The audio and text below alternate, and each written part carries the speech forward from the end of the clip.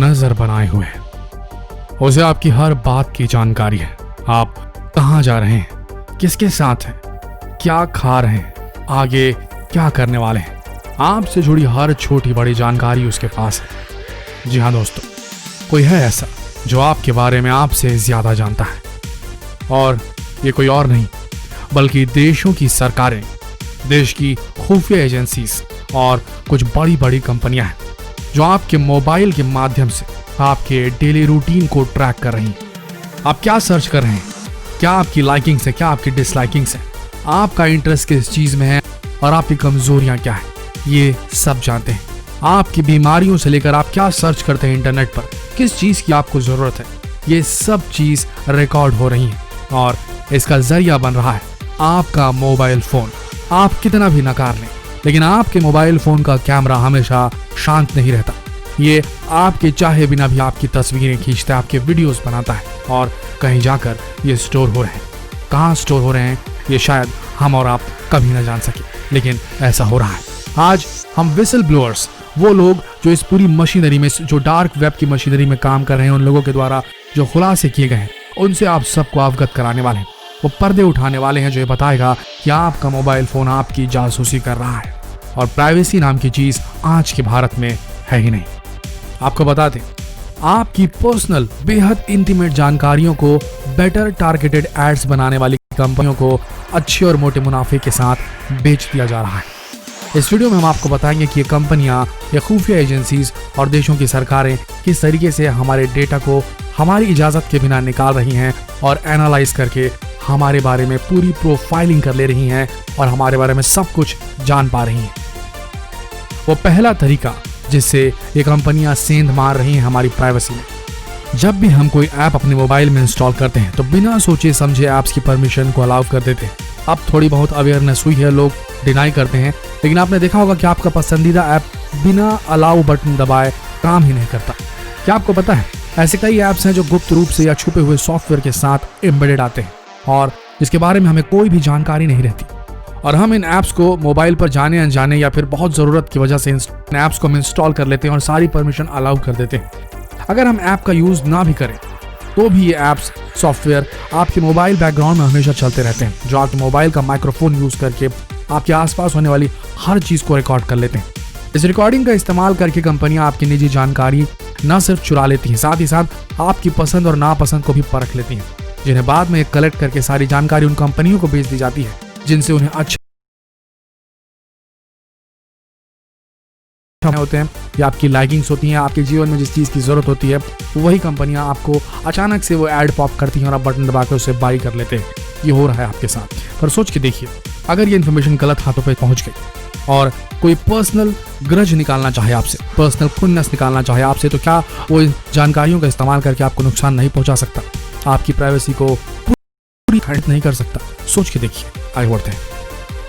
तरीका नंबर 2 जिससे कंपनियां आपकी प्राइवेसी में सेंधमारी कर रही हैं। बैंक द्वारा हमेशा ये कहा जाता है कि नेट बैंकिंग हमेशा सुरक्षित है, लेकिन आज हम आपको ये बताने जा रहे हैं कि बैंकों द्वारा दिया गया यह आश्वासन बिल्कुल कोरा और सफेद झूठ है। हाँ, ये बात सही है कि आज इंटरनेट के जमाने में बैंकिंग को काफी आसान कर दिया गया है।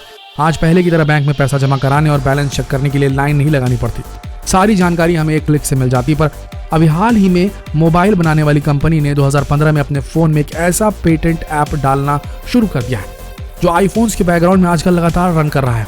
और जब भी आप अपने बैंक अकाउंट और क्रेडिट कार्ड का इस्तेमाल करते हैं तो आपके बैंकिंग रिलेटेड सभी जानकारियों को कलेक्ट करके जानकारियों को एडवर्टाइजर्स को बेच दिया जाता है, यानी कि आपके पास कितना पैसा है, कितना नहीं है, जिसके कारण हमें लोन और क्रेडिट कार्ड आदि लेने के लिए कंपनियों के फोन आते रहते हैं। तो ये बात समझ लीजिए, आपके पास कितना पैसा है इन कंपनियों को पता है। उसके आधार पर आपको या तो सामान बेचने के लिए कॉल करेंगे या लोन के लिए कॉल करेंगे। तो सावधान रहिए, आपका फाइनेंशियल डेटा भी सुरक्षित नहीं। तरीका नंबर 3 जिनसे कंपनियां आप पे नजर रखी हुई है।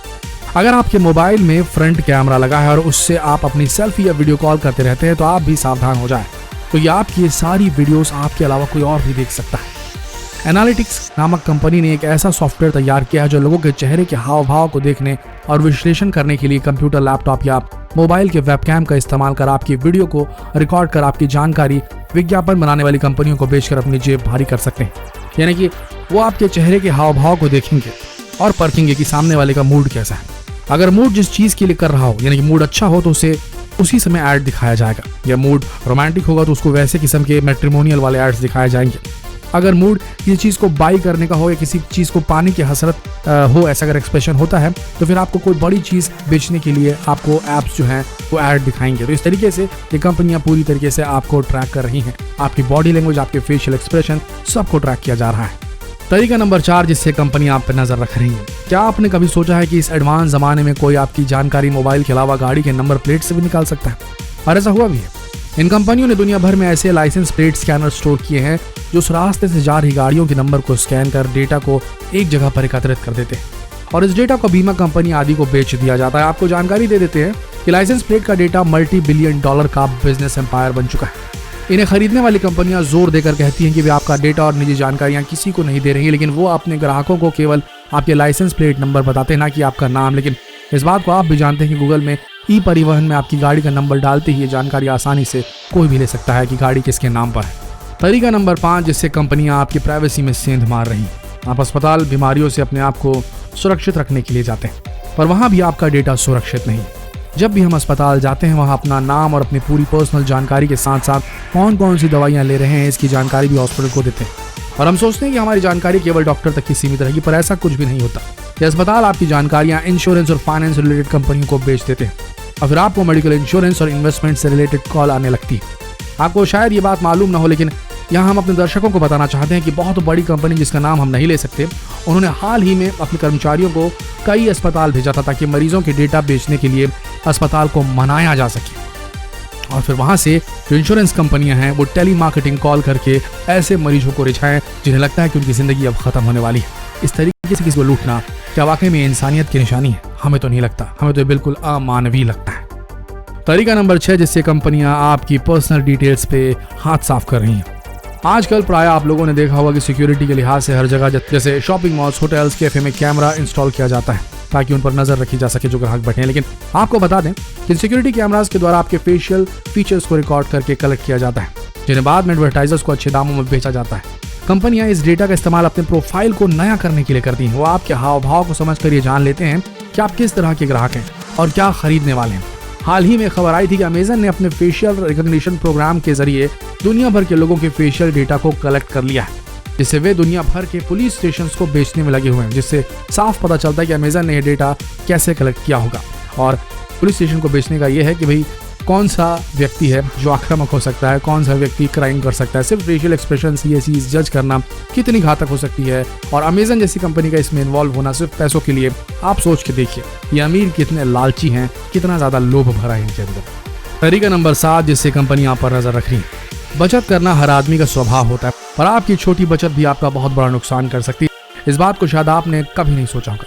जब आप कभी कोई शॉपिंग मॉल या शॉपिंग करने जाते हैं तो अपने इंटरनेट के बैलेंस को बचाने के लिए उस जगह की वाईफाई को इस्तेमाल करने लगते हैं। आपको बता दें कि जो वाईफाई आपको फ्री मिल रहा है वो आपकी भलाई के लिए नहीं है, ये इसलिए है ताकि वे स्टोर में आपका सब कुछ ट्रैक कर सके। जब आप वाईफाई कनेक्ट होते हैं किसी स्टोर में तो उन्हें आपको ट्रैक करने का मौका मिल जाता है कि आप कहाँ जाते हैं और आप क्या देखते हैं, क्या खरीदते हैं और आपने वहाँ कितना समय बिताया। बड़ी बड़ी कंपनियां BMW, ब्रेसी, ये जो कंपनियां होती हैं ऐसी अनगिनत कंपनियां हैं जिन्होंने स्वीकार किया है कि वो अपने ग्राहकों को स्मार्टफोन के माध्यम से ट्रैक करते हैं फ्री वाईफाई देकर। दोस्तों ये बात तो सही है कि इंटरनेट ने हमारी जिंदगी आसान कर दी, पर यह बात भी सच है कि हमारी दुनिया आज भी सेफ नहीं है। आपका एक गलत क्लिक आपका जीवन बदल सकती है। ये मान के चलिए कि इंटरनेट की दुनिया अभी शैशवावस्था में है, अपनी चाइल्डहुड में, और इसे मैच्योर होने में भी वक्त लगेगा। जैसे नॉर्मल दुनिया पहले थी, आदि मानवों की दुनिया थी, वहाँ कोई कानून नहीं था, उसी तरीके से मान के चलिए कि इंटरनेट की दुनिया में अभी जो कानून है उन्हें अब तक इम्प्लीमेंट नहीं किया जा सका है। इसकी वजह से यहाँ चोरों और डकैतों की जनसंख्या कुछ ज़्यादा ही हो गई है। जिस दिन पूरी तरीके से मॉडरेटेड होगा इंटरनेट उस दिन शायद हम इन चीज़ों से बच सके। पर एक बात तो सीधी है, साफ है कि power corrupts and absolute power corrupts absolutely. अगर किसी एक व्यक्ति के हाथ में ये जानकारी चली जाए तो वो बहुत ज़्यादा ताकतवर हो जाएगा। ये किसी एक व्यक्ति, किसी एक इंस्टीट्यूशन के हाथ में नहीं होनी चाहिए। ये स्नूपिंग, स्निफिंग और ये जासूसी, ये स्पाइंग वाली जो चीज़ है इंटरनेट से पूरी तरीके से गायब हो जानी चाहिए। आपका क्या मानना है नीचे कमेंट सेक्शन में ज़रूर लिखें।